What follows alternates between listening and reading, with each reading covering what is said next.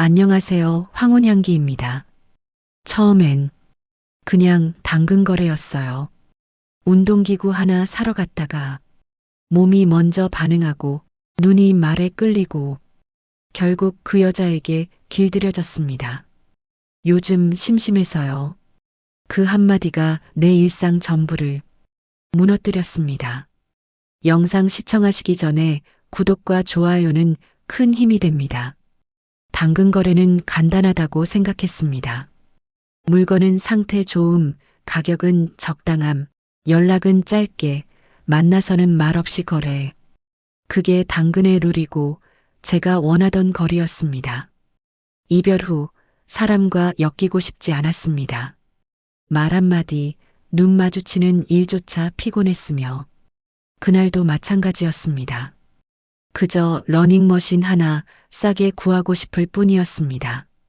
운동기구 혹시 직접 가지러 오실 수 있나요? 메시지는 딱 그렇게 왔고 사진 속 러닝머신은 생각보다 멀쩡해 보였습니다.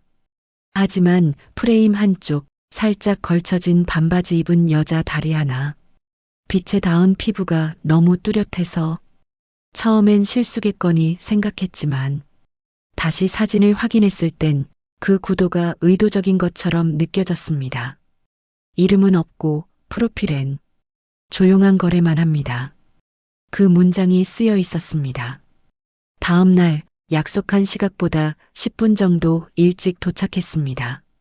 아파트는 오래됐고 주차장은 반쯤 비어 있었습니다. 잠시 멍하니 있다가 고개를 드니 그녀가 계단 아래에서 올라오고 있었습니다. 운동복 차림, 몸에 붙는 민소매에 짧은 반바지, 질끈 묶은 머리, 한 손엔 물병, 다른 한 손엔 휴대폰, 땀보다는 은은한 향수 냄새가 먼저 다가왔고 그 향이 이상하게 오래 남았습니다. 운동기구 저기 있어요. 지하 창고예요. 말투는 건조했지만 눈빛은 그렇지 않았습니다. 짧게 마주쳤다가 금방 시선을 돌리는 그 순간이 오히려 더 오래 남았습니다. 지하로 내려가는 동안 그녀는 제 팔을 가볍게 스치며 앞장을 섰습니다.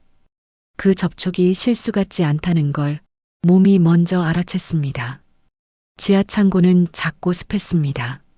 러닝머신은 구형이었지만 작동에 문제는 없어 보였습니다. 이 정도면 괜찮죠? 잘 쓰진 않았어요. 그녀는 벽에 등을 기댄 채 양팔을 모으고 서 있었습니다. 가슴께 민소매가 살짝 벌어졌고 그 틈 사이로 땀인지 물인지 모를 가느다란 선이 흐르고 있었습니다. 제가 들게요. 조금 무거웠지만 괜찮았습니다. 하지만 문제는 그녀가 굳이 그렇게 가까이 설 필요가 없었다는 겁니다. 팔과 팔이, 무릎과 무릎이 한 번씩 닿았고 그때마다 심장이 어색하게 반응했습니다. 잘 옮기시네요. 몸 쓰는 일 자주 하세요? 그녀는 그렇게 말하며 웃었습니다. 가볍게 보였지만 그 웃음 안엔 뭔가 있었고 나를 떠보는 듯한 여유로움이 섞여 있었습니다. 운동기구를 트렁크에 싣고 문을 닫으려는 순간 그녀가 한 발 다가왔습니다. 가까워서 피할 수 없는 거리였습니다. 요즘 그녀는 그렇게 말하고 잠깐 머뭇거리듯 고개를 갸웃했습니다. 심심해서요. 짧은 말이었습니다. 너무도 평범하고 가볍고 흔한 인사말처럼 들릴 수 있는 말. 하지만 그 말이 입에 맴돌았습니다. 차를 몰고 돌아오는 내내 그 말이 자꾸 귓가를 울렸습니다. 요즘 심심해서요. 그녀의 말투, 웃음기 없는 눈빛, 흔들리지 않는 자세까지 모두 머릿속에서 반복되었습니다. 돌아와 러닝머신을 설치하다 문득 손끝에 남은 감촉이 떠올랐습니다. 그녀의 팔, 그녀의 손등, 그리고 짧게 스쳐 지나간 향기. 지금 생각해보면 그날 내가 집에 가져온 건 운동기구 하나가 아니었습니다. 그녀는 먼저 메시지를 보냈습니다. 혹시 작은 가습기 필요하세요? 사진엔 손바닥만 한 미니 가습기가 탁자 위에 놓여 있었고 그 뒤로 흐릿하게 그녀의 무릎이 비쳐 있었습니다. 작동 잘 돼요. 습기 많을 땐 안 쓰게 돼서요. 메시지 끝에 웃음표가 이번엔 다르게 읽혔습니다.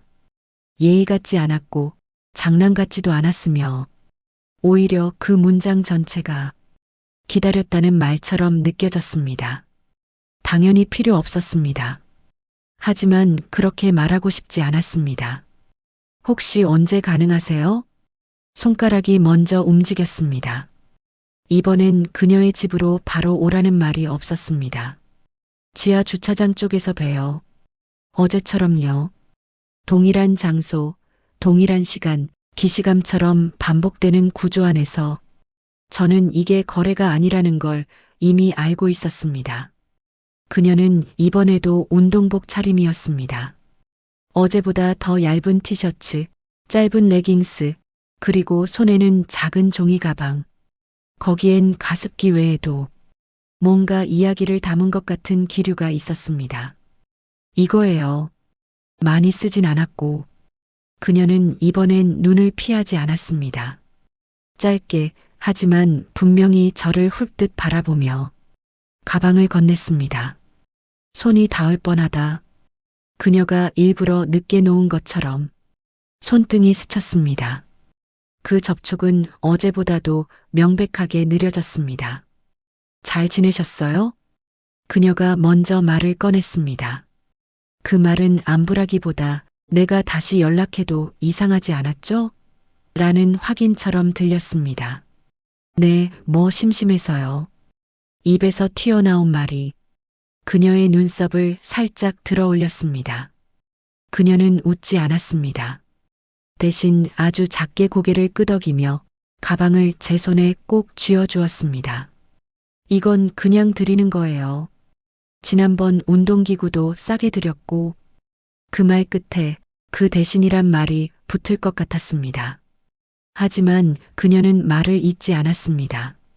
그냥 가만히 제가 가방을 들고도 떠나지 못하고 있다는 걸 알고 있는 듯 입꼬리만 아주 살짝 올린 채 저를 바라봤습니다.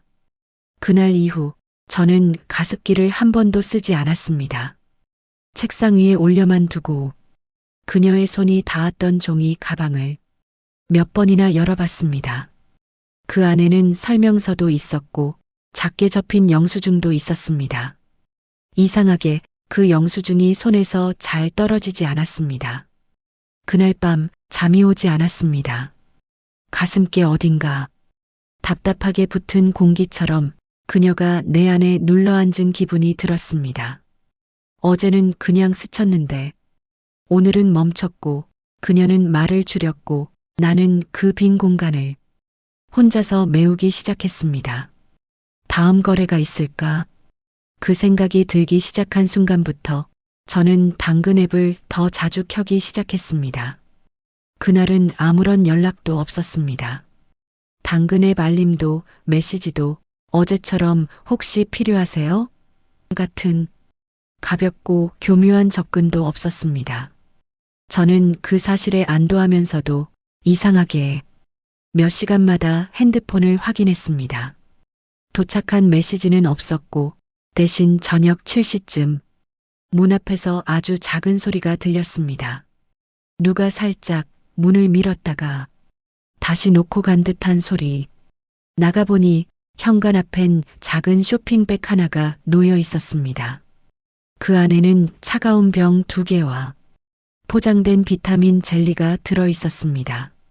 영수증은 없었고 메모 한 줄도 없이 그냥 그렇게 무언가를 두고 간 흔적만 남아 있었습니다.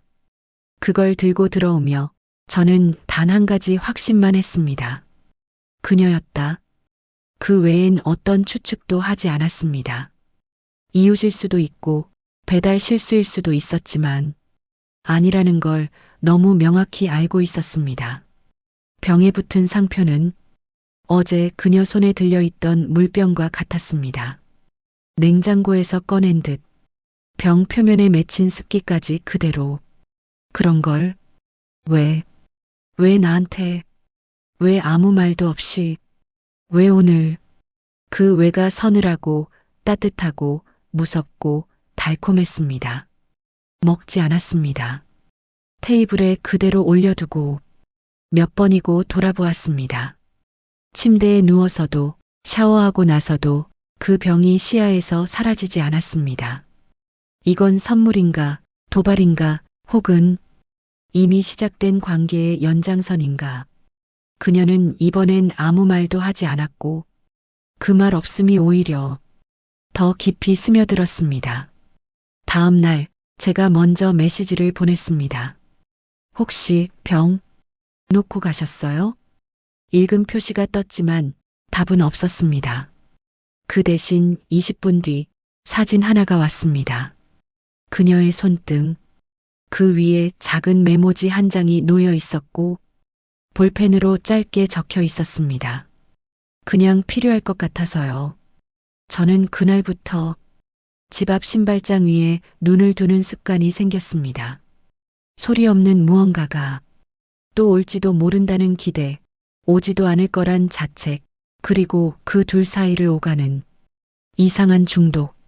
그녀는 여전히 말이 없었지만 모든 말보다 더 많은 걸 그 조용한 병 하나로, 젤리 하나로, 그리고 그 그냥이란 말 하나로 전하고 있었습니다.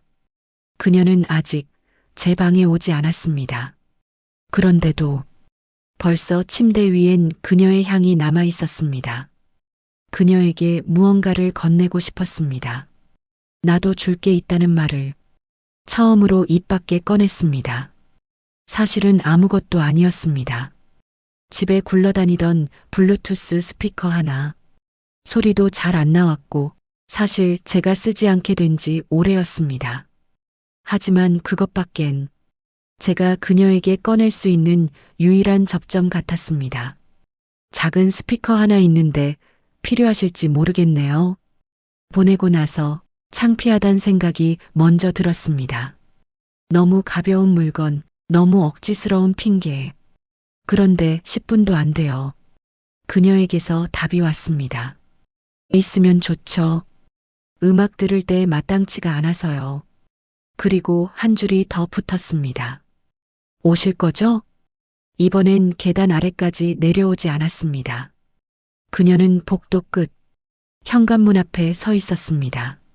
문이 활짝 열려 있었고 그 안엔 전보다 정리된 거실, 그리고 테이블 위에 2개의 캔커피가 놓여 있었습니다. 저는 스피커가 담긴 종이봉투를 건넸습니다. 그녀는 제 손을 먼저 받았습니다. 봉투보다 손을, 그 접촉은 너무 짧아서 사실은 더 오래 붙잡고 있었던 것처럼 느껴졌습니다. 생각보다 무겁네요. 그녀가 말하며 웃었고 그 말은 물건이 아닌 사람을 말하는 것처럼 들렸습니다. 잠깐 들어올래요? 자연스럽게 나온 듯한 말이었지만 그 말엔 이미 준비된 문장 같은 기운이 있었습니다. 커피 하나 더 꺼내놨어요. 그녀는 안쪽으로 들어가며 슬리퍼를 툭툭 벗었습니다. 발등에 하얀 피멍 자국 하나가 있었습니다. 저는 아무 말 없이 따라 들어갔고 문은 자동문도 아닌데 스르르 소리 없이 닫혔습니다. 앉는 것도 말을 트는 것도 그녀가 먼저였습니다. 테이블에 앉은 그녀는 2 다리를 꼬았고 짧은 반바지 사이로 허벅지가 부드럽게 맞닿았다 떨어지는 숨 같은 리듬을 만들고 있었습니다. 저도 심심했어요. 그녀는 그렇게 말하며 캔커피를 들었습니다. 근데 그 말이 편한 말이 아니란 거 이제 아시죠? 그 말에 무엇을 대답해야 할지 몰라 그냥 고개만 끄덕였습니다. 그녀는 웃지 않았습니다. 대신 커피를 마시는 입술 사이로 제 시선을 유도했습니다. 필요한 거 더 있으면 말해주세요. 다 드릴 순 없지만 살짝 웃으며 고개를 숙였습니다. 다 모르는 척은 할 수 있어요. 집을 나서며 등 뒤에서 문이 닫히는 소리가 이상하게 깊게 울렸습니다. 그녀의 집은 좁았고 그 좁음은 누군가를 받아들이기에 딱 맞는 크기처럼 느껴졌습니다. 나는 스피커를 건넸고 그녀는 손을 받았고 그 순간 무엇이 거래였고 무엇이 그냥이었는지 더 이상 구분되지 않았습니다. 그녀의 손등, 그녀의 시선, 그리고 그 말 한 줄. 다 모르는 척은 할 수 있어요. 그 말은 이미 알고 있다는 뜻이었습니다. 밤 9시 인터폰도 울리지 않았고 문 앞 센서 등만이 갑자기 켜졌습니다. 초인종을 누르지 않고 가볍게 문을 툭 두드리는 소리. 현관을 열자 그녀가 있었습니다. 지나가다 들렀어요. 그 말은 질문을 차단하는 말이었습니다. 왜 왔는지, 어떻게 왔는지, 무슨 일인지 묻지 못하게 하는 이미 도착해버린 행위에 대한 면책처럼 들렸습니다. 잠깐이면 돼요. 괜찮죠? 그녀는 제 눈을 바라보지도 않고 신발을 벗었습니다. 양손에 작은 쇼핑백을 들고 있었습니다. 그 안엔 뭐가 들었는지 당연히 확인할 수 없었지만 그녀의 손목에 묶인 얇은 리본끈, 낡은 셔츠 소매 아래로 드러난 살짝 긁힌 팔목 자국이 오늘의 방문이 평범하지 않다는 걸 알려주고 있었습니다. 소파에 앉을게요. 말하기 전 이미 앉아 있었습니다. 허벅지를 꼬고 손가락으로 무릎을 문지르던 그녀는 갑자기 가방에서 무언가를 꺼냈습니다. 속옷, 검은색 레이스 브라와 팬티 한 벌, 태그는 달린 채였고 포장지 없이 그녀의 손에서 바로 꺼내졌습니다. 이거 잘못 산 것 같아서요. 말은 그랬지만 그 말에 진심이 담겨 있다고 믿을 수 있는 사람은 없을 겁니다. 그녀는 브라를 제 무릎 위에 올려두었습니다. 혹시 필요하실까 싶어서. 그녀는 웃지 않았습니다. 농담도 아니었고 그 어떤 가벼움도 없는 말이었습니다. 필요하진 않죠, 사실. 제가 그렇게 말하자 그녀는 고개를 끄덕였습니다. 그러니까 더 위험한 거죠. 그 말에 저는 숨이 짧게 걸렸습니다. 손끝에 닿은 레이스는 차가웠고 마치 그녀의 손목 온도를 대신 전하는 것 같았습니다. 그녀는 아무 말 없이 가방을 다시 들었습니다. 이제 갈게요. 불편했다면 죄송해요. 그녀가 일어나면서 문 쪽을 향했습니다. 그 순간 저는 손을 뻗어 그녀의 손목을 잡았습니다. 말없이 천천히. 그녀는 움직이지 않았습니다. 뿌리치지도 뒤돌아보지도 않았습니다. 심심해서요. 그 말이 입에서 다시 흘러나왔습니다. 그녀는 가만히 선 채 제 손을 조용히 내려다보았습니다. 그리고 아주 작게 고개를 끄덕였습니다.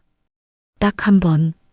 그녀는 다시 돌아와 앉지 않았고 문도 닫지 않은 채 그대로 현관에 섰습니다. 하지만 방 안 공기 전체가 그녀의 체온으로 뜨거워져 있었습니다. 브라는 여전히 제 무릎 위에 있었고 그녀의 손목은 내 손에 닿았던 감각 그대로 남아 있었습니다. 그날 이후 지나가다 들렀다는 말은 그 어떤 초대보다 강한 신호가 되었습니다. 그녀는 말하지 않았지만 이미 모든 걸 말하고 있었습니다. 그녀는 두 번째로 내 집을 찾았습니다. 이번엔 초인종도 문 두드림도 없이 그냥 열고 들어왔습니다. 그녀 손엔 당근백도 가방도 없었습니다. 불 켜지 마세요. 신발을 벗은 채 그렇게 말했고 나는 무심코 거실 전등 스위치를 스쳤다 손을 멈췄습니다. 달그락 냉장고를 열고 그녀가 뭔가 꺼냈습니다. 그건 지난번 그녀가 놓고 간 차가운 병 하나였습니다.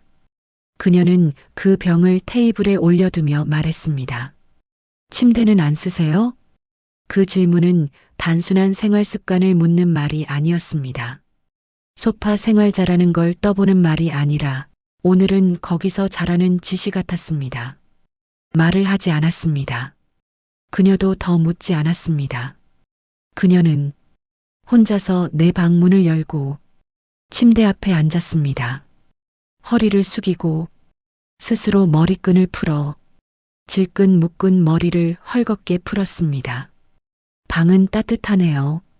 그녀는 그렇게 말했고 그 말은 방이 아니라 사람에게 한 말처럼 들렸습니다. 나는 왜 침대에 가지 않느냐는 질문을 이제야 이해했습니다. 그녀가 거기에 있기 때문이었습니다. 나는 천천히 방으로 걸어갔고 그녀는 머리를 넘기며 살짝 고개만 돌렸습니다.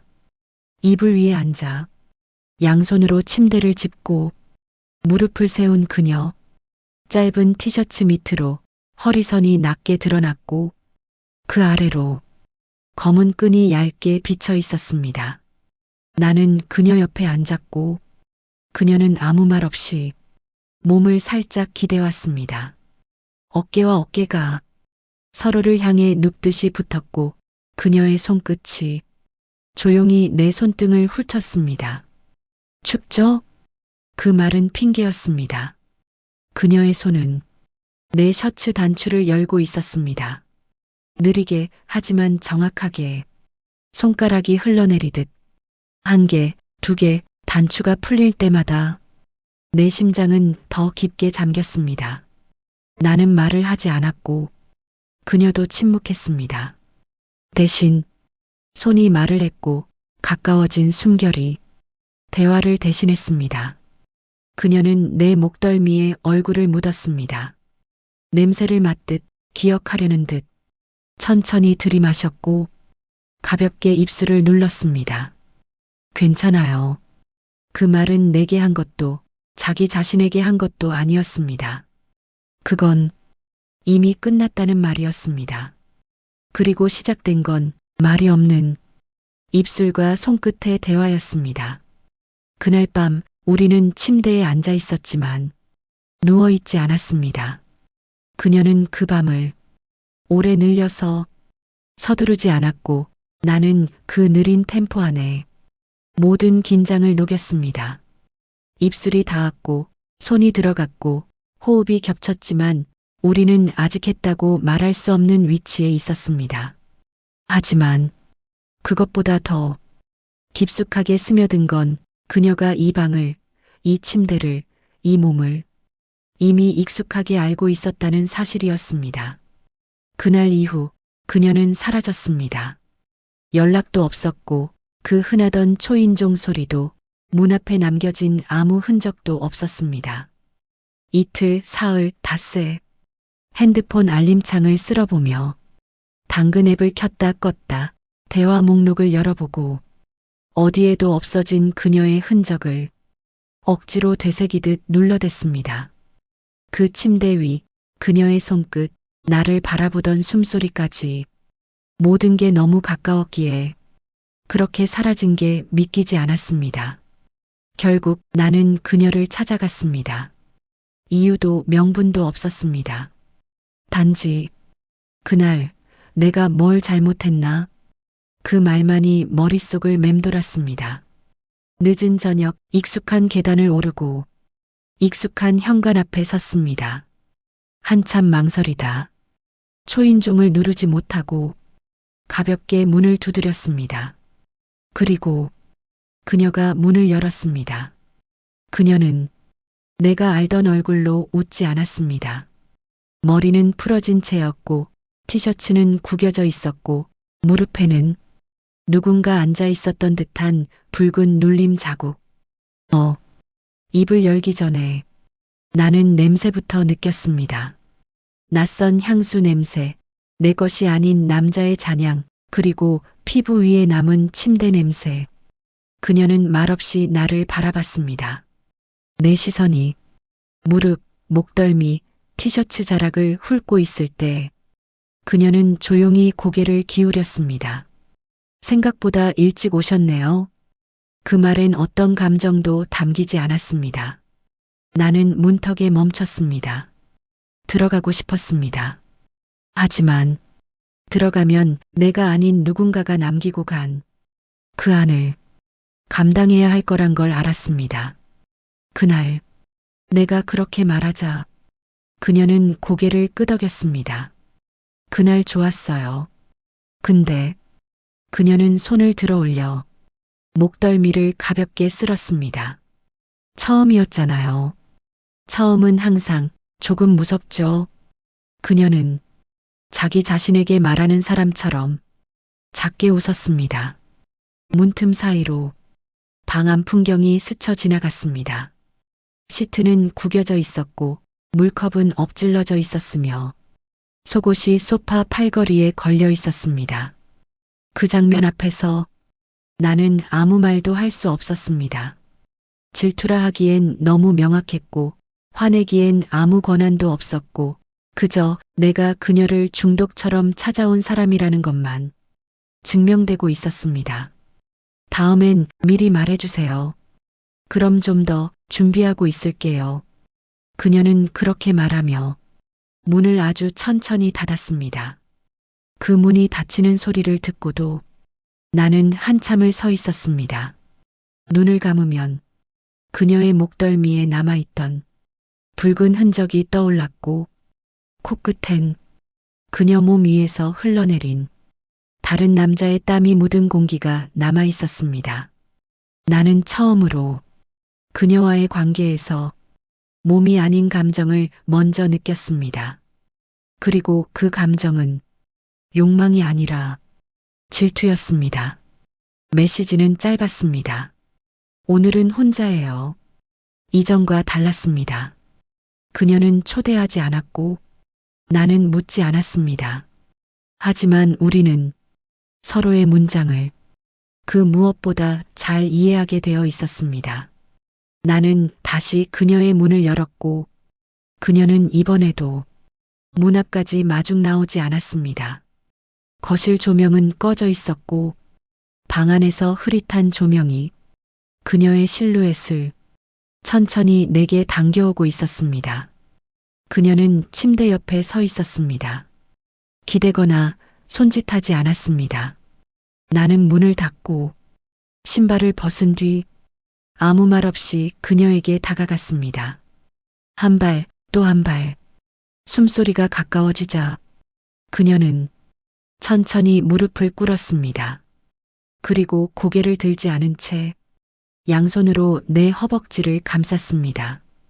그녀의 이마가 내 배에 닿았을 때 나는 처음으로 심장이 아니라 몸 전체가 움찔하는 걸 느꼈습니다.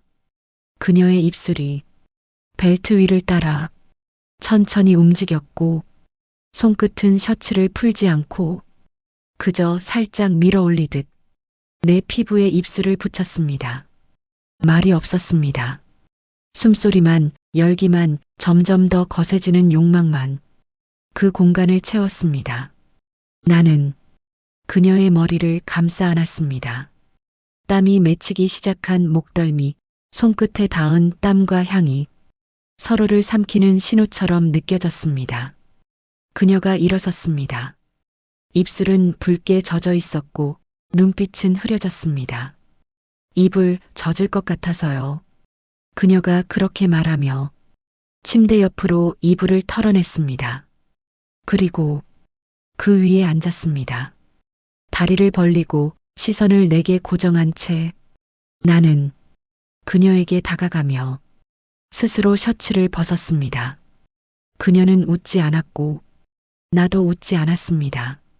지금 이 순간은 관계도 역할도 이름도 사라진 그저 두 사람이 본능만이 존재하는 공간이었습니다. 내 손이 그녀의 허벅지를 타고 올라갔고 그녀는 입술을 깨물었습니다. 손끝이 팬티선 안으로 들어갔을 때 그녀는 무릎을 꺾으며 몸을 내게 밀착시켰습니다. 젖어 있었습니다. 이미 준비되어 있었습니다. 그녀는 한 손으로 내 팔을 감싸며 숨소리를 뱉었습니다. 지금 하고 싶어요. 그 말은 간청이 아니라 명령이었습니다. 나는 그녀 위로 몸을 눌렀고 그녀는 허리를 말아 나를 받아들였습니다. 멈칫하는 틈 없이 몸이 몸을 기억하듯이 미끄러져 갔습니다. 그녀의 눈동자는 떨렸고 내 팔은 그녀의 등 아래로 깊숙이 들어갔습니다. 속도가 아니라 깊이였습니다. 그녀는 입술을 틀어막으며 숨을 들이켰고 나는 그녀의 몸 안이 내가 아닌 다른 누구의 것일 수 없다는 확신을 지금, 오로지 지금 느끼고 있었습니다. 정점이 다가올수록 그녀는 더 말이 없었습니다. 몸이 떨렸고 숨이 끊겼고 눈이 감기고 온몸이 젖은 채 허리를 떨었습니다. 그리고 나를 껴안았습니다. 단단히 놓지 않겠다는 듯이 이제 좀 그녀가 귀에 속삭였습니다. 괜찮을 것 같아요. 그 말은 더 받아들일 준비가 됐다는 뜻이었습니다. 그녀는 또 연락을 끊었습니다. 처음 몸의 대화를 나눈 그날 밤 나를 팔로 안고 조용히 떨리던 숨을 느꼈던 그 이후로 아무 말도 없었습니다. 문자도 당근 앱도 문 앞 센서 등도 그녀의 흔적을 지우기 시작했습니다. 그리고 정확히 6일 뒤 짧은 문장 하나. 집에 올래요. 그 문장엔 말줄임표가 붙어 있었고 나는 그 세 점의 침묵을 해석해 보려 애쓰지 않은 채 곧장 그녀의 집으로 향했습니다. 문이 열렸습니다. 그녀는 거실에 없었습니다. 문을 연 건 낯선 여자였습니다. 긴 생머리, 흰색 크롭티, 그리고 무릎 위까지 드러난 핫팬츠에 맨발. 그녀는 나를 보자 한쪽 입꼬리만 올려 인사했습니다. 안녕하세요, 들어오세요. 기다리고 있었어요. 그 순간 나는 문이 잘못 열린 건지, 내가 잘못 온 건지 알 수 없었습니다. 그녀는 거실 소파에 앉아 있었습니다. 짧은 실크 원피스를 입고 와인을 한 손에 들고 다리를 꼬고 있었습니다. 그 앞 테이블 위엔 잔이 3개. 왔네요. 그녀는 눈을 들지 않고 말했습니다. 지금 막 얘기 시작했어요. 나는 문턱에 선 채 아무 말도 하지 못했습니다. 다른 여자, 그녀가 누구든 간에 지금 이 상황은 내가 생각했던 어떤 흐름과도 맞지 않았습니다. 여기 앉을래요? 다른 여자가 소파 옆을 두드렸습니다. 그녀는 여전히 시선을 주지 않았습니다. 오히려 와인잔을 들고 입술을 적시며 웃었습니다. 싫어요? 아니면 혹시 혼자라고 생각했어요? 그 말에 숨이 막히는 듯 했습니다. 그건 분명 내 감정을 찔러보는 질문이었고 질투를 확인하려는 의도된 도발이었습니다. 나는 소파에 앉았습니다. 등받이에 등을 붙이고 와인을 한 모금 삼켰습니다. 쓴맛, 알코올의 기운, 그리고 그녀가 만든 공기. 다른 여자는 조용히 웃었습니다. 그 웃음엔 아무 긴장도 없었습니다. 그저 이미 합의된 게임의 한 축처럼 행동하고 있었습니다. 그녀는 고개를 돌려 나를 처음 마주봤습니다. 이런 거 싫어요? 나는 대답하지 않았습니다. 그녀는 다시 입을 열었습니다. 전 싫다는 사람은 굳이 안 불러요. 그 말은 돌려 말한 초대가 아니었습니다. 경고였고 조건이었고 선언이었습니다. 나는 와인잔을 테이블에 내려놓고 조용히 물었습니다. 오늘 왜 부른 거죠? 그녀는 눈을 가늘게 떴습니다. 궁금했거든요. 당신이 어느 정도까지 들어올 준비가 됐는지. 그녀는 한 손을 들어 자신의 허벅지를 가볍게 쓸었습니다. 다리를 꼬았던 방향을 바꾸며 짧은 원피스 밑단이 안쪽 허벅지를 드러냈습니다. 보는 건 괜찮죠? 나는 무너졌습니다. 말로 하지 않아도 내가 이미 그 방 안에 그녀가 만든 세계 안에 있다는 걸 나 스스로 증명하고 말았습니다. 그녀는 마치 자신의 방식으로 나를 교육하는 사람처럼 입꼬리만 올리고 있었습니다. 곧 돌려보낼 거예요. 그녀가 말했습니다. 그리고 그 다음은 당신 차례예요. 그날 밤 나는 처음으로 그녀에게 선택받은 것이 아니라 허락받았다는 걸 알았습니다. 그녀는 나를 원하지 않았습니다. 가지고 노는 법을 터득한 사람이었고 그 방법으로 내 욕망을 구워 삼고 있었습니다. 그 밤은 끝나지 않았습니다. 그냥 다음 밤으로 연결된 느낌이었습니다. 그녀가 다시 먼저 연락했습니다. 이번엔 아주 간단했습니다. 올래요? 마침표도 웃음표도 없었습니다. 그냥 그 세 글자. 나는 더 이상 해석하지 않았습니다.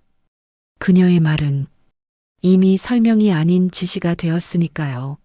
문은 열려 있었습니다. 그녀는 거실에 없었고 조명도 켜지지 않았으며 불 꺼진 복도 끝 문이 반쯤 열린 방 안으로 빛 하나가 길을 만들고 있었습니다. 나는 조용히 걸어 들어갔고 그녀는 침대 옆에 앉아 있었습니다. 등은 돌린 채 머리는 묶지 않았고 실크 슬립이 허리에 걸쳐졌습니다.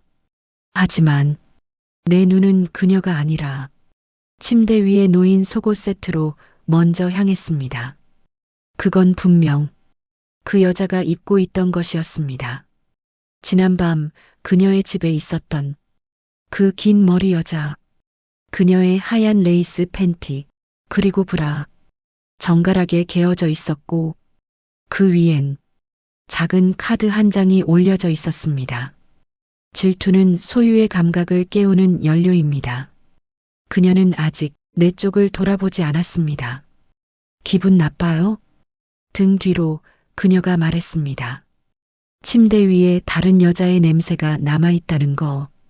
그 말에 나는 숨이 막혔습니다. 그건 질문이 아니었고 확인 절차였습니다. 전 아직 그 침대를 누구한테도 고정하지 않았어요. 그녀가 천천히 몸을 돌렸습니다. 하지만 당신이 그 자리를 원한다면 그녀는 고개를 숙였습니다. 그리고 손끝으로 그 속옷 세트를 한쪽으로 밀어냈습니다. 증명해봐요. 그녀는 그렇게 말했습니다. 여기, 이 방, 이 침대, 이 몸이 당신 거라는 걸.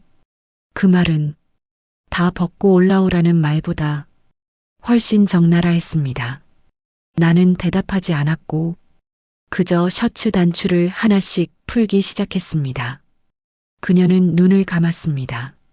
숨을 들이마셨고 그 짧은 들숨 안에 기대와 도발 그리고 약간의 두려움이 섞여 있었습니다. 나는 그녀 앞에 섰습니다. 그녀는 아직 앉아 있었고 나는 스스로 바지를 내렸습니다. 그녀의 시선은 천천히 내 중심까지 흘러내렸습니다. 그리고 손을 뻗었습니다. 이번엔 내 허락을 묻지 않았습니다. 그녀의 손이 내 중심을 감쌌고 그 온도는 질투보다 훨씬 뜨겁고 확신보다 훨씬 부드러웠습니다. 그녀는 천천히 침대에 올라가 무릎을 꿇었습니다. 그 위에 남아있던 다른 여자의 향, 다른 여자의 자국은 그녀의 움직임으로 모두 지워졌습니다. 그녀는 나를 위로 올렸고 자신이 아래에 눕기를 선택했습니다. 그건 굴복이 아니라 허락이었습니다. 그녀의 손이 내 엉덩이를 당겼고 나는 그녀의 안으로 다시 들어갔습니다. 속도가 빨라지기 전에 우린 눈을 마주쳤습니다. 그녀의 눈동자 안에는 확실한 소유욕이 있었습니다. 그 순간 나는 알았습니다. 이 여자는 몸을 주는 게 아니라 몸을 줄 사람을 선택하는 여자라는 걸. 그리고 나는 그 선택에 마지막 시험을 통과한 남자였습니다. 그녀가 연락 없이 찾아온 건 그날이 처음이었습니다. 밤 10시 초인종이 아니라 노크 2번. 문을 열었을 땐 이미 신발을 벗고 있었고 가방도 없었습니다. 손엔 작은 캔 맥주 하나, 그것뿐이었습니다. 잠깐 있어도 돼요? 그녀의 목소리는 익숙하게 조용했지만 어딘가 달랐습니다. 스스로 부드럽게 깎은 사람 같은 어투, 무언가를 견디다 온 사람의 리듬. 나는 말없이 고개를 끄덕였습니다. 그녀는 거실을 둘러보지 않았습니다. 물도 마시지 않았고 맥주 캔도 열지 않았습니다. 그냥 침실 문 앞에서 멈췄습니다. 여기 따뜻하네요. 그 말은 방의 온도를 말하는 게 아니었습니다. 분명히 사람을 말하는 말이었습니다. 그녀는 방 안으로 걸어 들어갔고 나는 조심스럽게 뒤따랐습니다. 그리고 내 침대 앞에서 그녀는 멈췄습니다. 나는 아무 말도 하지 않았습니다. 그녀는 조용히 손을 들어 니트상의 밑단을 잡았습니다. 그 순간 나는 숨을 멈췄고 그녀는 눈을 감았습니다. 천천히, 아주 천천히 니트를 위로 올리며 속옷 위로 드러나는 피부를 마치 허락처럼 보여주었습니다. 니트가 머리를 넘고 팔에서 빠져나오자 그녀는 무심한 동작으로 브래지어의 아프크를 풀었습니다. 찰칵, 짧은 소리. 그 방 안에서 그 소리는 경계가 무너지는 음처럼 울렸습니다. 오늘은 그녀가 속삭였습니다. 가만히 있을게요. 당신이 하고 싶은 대로. 그 말은 사랑이 아니었습니다. 하지만 신뢰와 피로, 그리고 내게 기대고 싶다는 복합된 무장 해제였습니다. 나는 그녀 앞에 섰습니다. 그리고 손을 들어 그녀의 얼굴을 감쌌습니다. 그녀는 놀라지 않았고 작게 숨을 내쉬며 내 손 안에 얼굴을 묻었습니다. 이상하죠? 그녀가 말했습니다. 당신 방인데 내가 이렇게 떨고 있는 거. 그녀의 어깨가 정말로 작게 떨리고 있었습니다. 나는 그녀를 침대 위에 눕히지 않았습니다. 그녀가 먼저 앉았고 다리를 모은 채 무릎 위에 팔을 얹었습니다. 이불을 덮어주려 하자 그녀는 손을 뻗어 내 손목을 잡았습니다. 그냥 목소리가 흔들렸습니다. 그대로 있어줘요. 오늘은 그냥 그렇게. 나는 고개를 끄덕이고 그녀 옆에 앉았습니다. 그리고 아무 말 없이 그녀의 어깨에 이마를 기댔습니다. 몇 분인지 몇 시간이었는지 모를 그 정적 끝에 그녀가 울었습니다. 소리 없는 울음이었고 몸도 움직이지 않았고 그저 눈물이 뺨을 따라 흘러 내 손등 위로 떨어졌습니다. 그녀는 눈을 감은 채 말했습니다. 이상하죠. 그냥 당근 거래였는데. 그 말은 어느 쪽도 향하지 않았습니다. 그저 스스로에게 내뱉는 무너진 독백이었습니다. 나는 그녀의 무릎 위에 손을 올렸습니다. 그리고 아주 조용히 속삭였습니다. 이젠 그냥 아니잖아요. 그녀는 눈을 감은 채 고개를 끄덕였습니다. 그날 밤 우리는 뜨거운 밤을 보내지 않았습니다. 하지만 그 어떤 밤보다 서로에게 깊숙이 들어갔습니다. 그녀의 눈물, 그녀의 흔들림, 그녀의 침묵은 그 어떤 키스보다 정확하게 내 가슴을 파고들었습니다.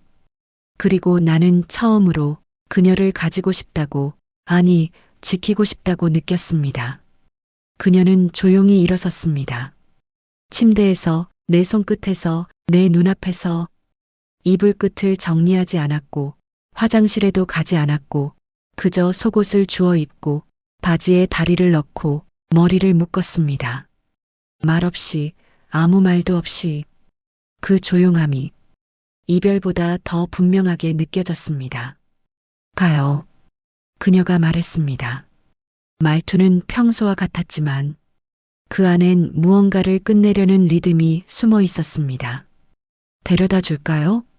내가 묻자 그녀는 고개를 저었습니다. 아니요. 걸어갈 거예요. 조금 걷고 싶어서. 나는 그 말 안에 곁을 더 두고 싶지 않다는 메시지가 담겨 있다는 걸 알고 있었습니다. 현관앞. 그녀는 신발을 신고 잠시 고개를 숙였습니다. 손가락이 미세하게 떨렸습니다. 발끝은 문 쪽을 향해 있었지만 어깨는 나를 향해 남아 있었습니다. 나는 움직이지 않았습니다. 잡지 않았습니다. 그녀가 원하는 게 진짜 잡아주는 손인지 아니면 그저 아무 말 없는 확인인지 혼란스러웠기 때문입니다. 문이 열렸습니다. 밤바람이 들어왔고 바깥은 조용했습니다. 그녀는 한 발 내디뎠고 나는 여전히 문틀에 기대 가만히 서 있었습니다. 그녀는 계단을 향해 천천히 걷기 시작했습니다. 세 걸음, 네 걸음, 그리고 5번째 걸음에서 멈췄습니다. 그녀는 천천히 몸을 돌렸습니다. 가로등 아래 얼굴이 반쯤 그림자에 묻혔고 눈동자는 보이지 않았지만 입술은 살짝 떨리고 있었습니다. 그날 그녀가 입을 열었습니다. 왜 날 그냥 가만히 두었어요? 그 질문은 정확히 어떤 그날인지 설명할 필요가 없었습니다. 첫 몸의 대화를 나눴던 밤도 아니었고 눈물을 흘렸던 날도 아니었고 그보다 더 오래전 처음 나를 무릎 꿇게 했던 그날 나는 한참을 말하지 못했습니다. 숨이 목에 걸린 듯 짧고 얇게 들이마셔졌습니다. 그리고 마침내 천천히 대답했습니다. 그러고 싶지 않았어요. 근데 당신이 너무 조용하니까 당신 안에 들어가려면 그 침묵부터 깨야 하는데 그게 쉽지가 않았어요. 그녀는 그 말을 가만히 듣고 작게 웃었습니다. 그 웃음은 조금 안심한 듯했고 조금 아쉬운 듯했고 조금 다시 돌아올 것 같은 여운이 담겨 있었습니다. 그 말 처음 들었어요. 그녀는 그렇게 말하고 몸을 돌렸습니다. 하지만 이번엔 걷지 않았습니다. 발끝만 돌린 채 몸은 고정된 채 잠시 더 그 자리에 서 있었습니다. 우리 또 거래할 수 있을까요? 그 말은 장난처럼 말해졌지만 절대 장난이 아니었습니다. 그녀가 말한 거래는 당근이 아니었습니다. 나는 문을 열어둔 채 가만히 고개를 끄덕였습니다. 그녀는 뒤돌아보지 않고 다시 걸었습니다. 멀어져 갔고 발소리는 점점 작아졌고 그 밤은 그렇게 사라졌습니다. 하지만 현관문은 닫지 않았습니다. 그녀도 뒤돌아보지 않았지만 다음에 올 길을 알고 가는 사람의 걸음이었습니다. 나는 그날 밤 잠을 자지 않았습니다. 눈을 감으면 그녀의 마지막 뒷모습이 떠올랐고 귓가엔 또 거래할 수 있을까요? 그 말이 키스보다 더 뜨겁게 박혀 있었습니다. 그리고 나는 알았습니다. 이 관계는 끝난 게 아니라 이제야 시작되었다는 걸. 처음에는 그저 물건 하나 사고 파는 당근 거래였습니다. 요즘 심심해서요. 그 짧은 한마디가 두 사람의 일상을 무너뜨렸습니다. 그녀는 떠났고 그는 문을 닫지 않았습니다. 그날 이후로 누군가의 발소리에 가장 먼저 반응하는 사람은 언제나 그 남자였습니다. 당신이라면 그 문을 닫았을까요? 아니면 끝까지 열어둔 채 누군가를 기다렸을까요? 황혼향기 채널은 사연자의 익명을 철저히 보장합니다. 당신의 이야기 역시 누군가의 위로가 될 수 있습니다. 구독과 좋아요, 그리고 알림 설정은 따뜻한 이야기를 이어가게 하는 큰 힘이 됩니다.